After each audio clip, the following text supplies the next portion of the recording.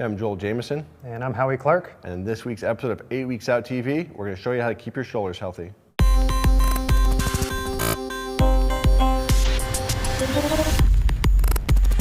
All right, so we're back. Week 4 is the last week with Dr. Gerry Ramogida, and so far we've gone the foot and ankle, we've gone knee, we've gone to hip last week, and so now we're going to look at the shoulder.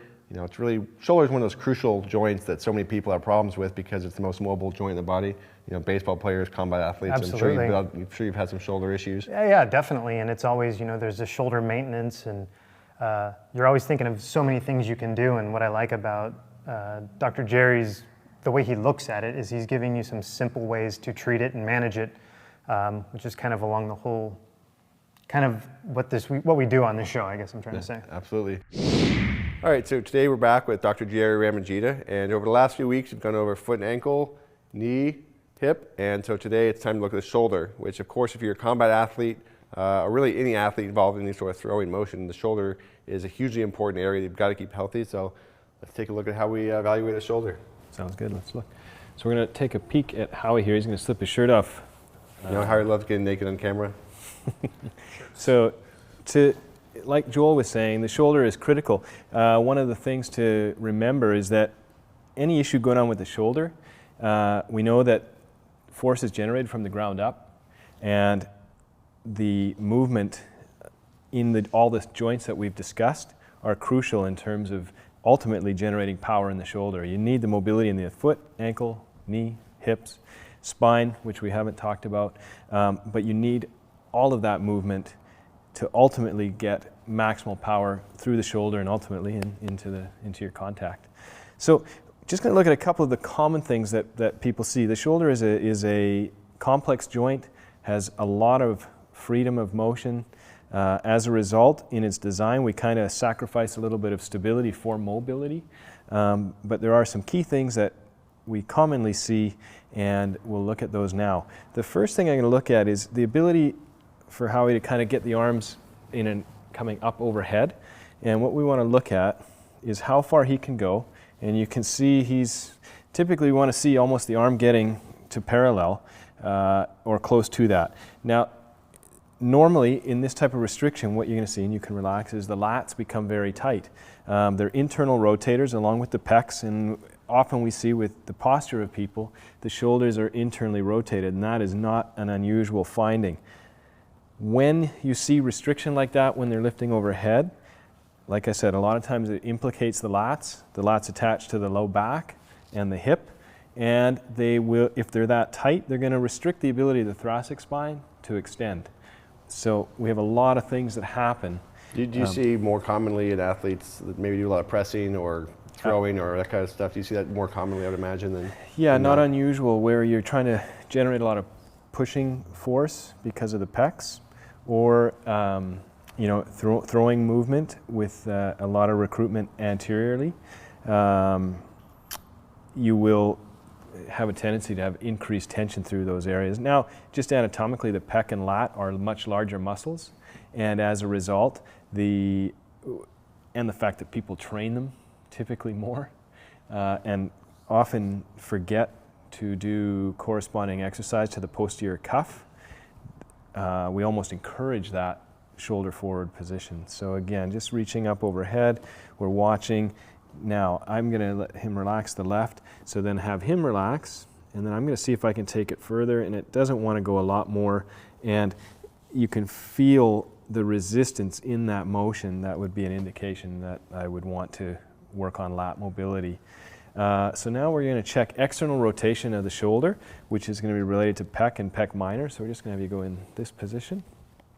And then just going to have you go back. So kind of take that as far as you're comfortable, good. And then relax. And I'm going to take it just a little further. Now you've got good external rotation, that you're a baseball player. So typically baseball players, throwing athletes, will have a significant degree of external rotation just because of the repetitive nature of throwing. In a lot of athletes who are not throwers, you'll find that external rotation a lot of times doesn't get past the neutral, and will direct you to do some mobility work for the pecs. The other reason that becomes an issue is the humerus sits in the glenohumeral joint, so the other side is the scapula, And when these muscles are extremely tight, it makes it very hard for the muscles which are responsible for elevation of the shoulder, the deltoids, supraspinatus, and some say the pec, to work against that resistance to get proper elevation. It changes the mechanics of the joint so that the center of rotation of the shoulder changes, and it can lead to impingement and all the things that we see. And ultimately, a lot of the subacromial decompression type surgeries we see will relate directly to these postural changes that alter the center of rotation in the shoulder. So we'll show a couple exercises to help with the mobility of the pec and the lat, and take a peek at that. Yeah, all right, let's take a look and check them out. So we just spoke about the shoulder. We were talking about tension, increased tension in the pecs and excessive tension in the lats, restricting elevation of the shoulder. These are a couple exercises that we can use. So Howie's going to kind of assume a push-up position, but the side that we're going to stretch, the shoulder is on the ball, or the arm is on the ball. The humerus is at 90 degrees to his torso, and the elbow is also bent at 90 degrees.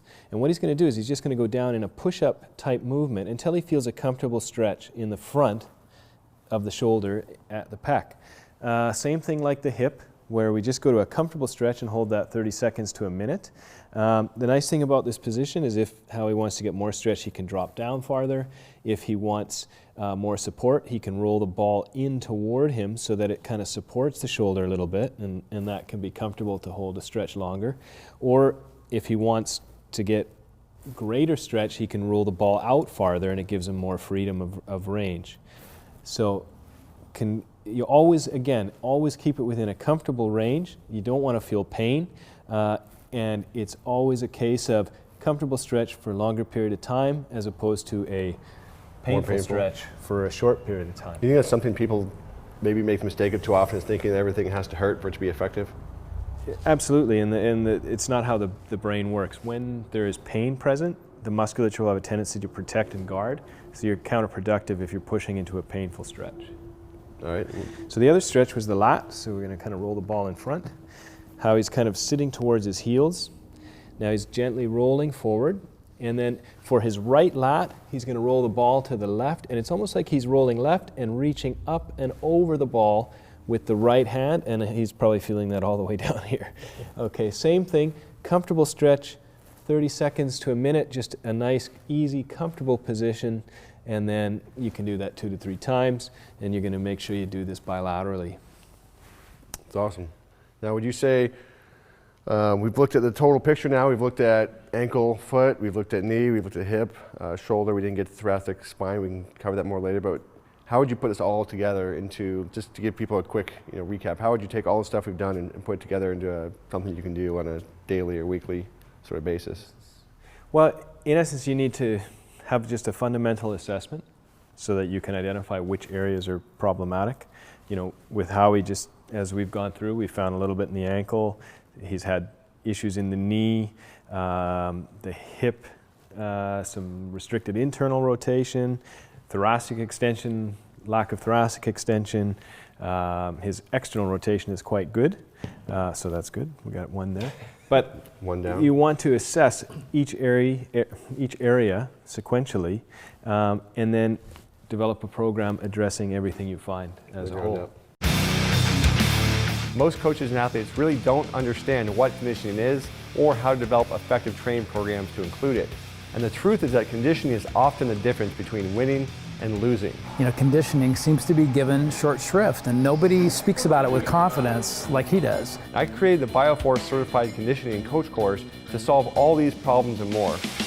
I've done tons of other certifications. Nobody does this. I've put over 15 years of work and understanding to give coaches a step-by-step guide to maximize performance for each and every athlete. I'm taking a lot with me, so I couldn't write fast enough. And it was great. It really fit in well with my schedule. Joel's information is so valuable. With my clients, the results that I got were amazing. I never thought possible. This is the key to winning. This is the key to success. Just beyond my imagination.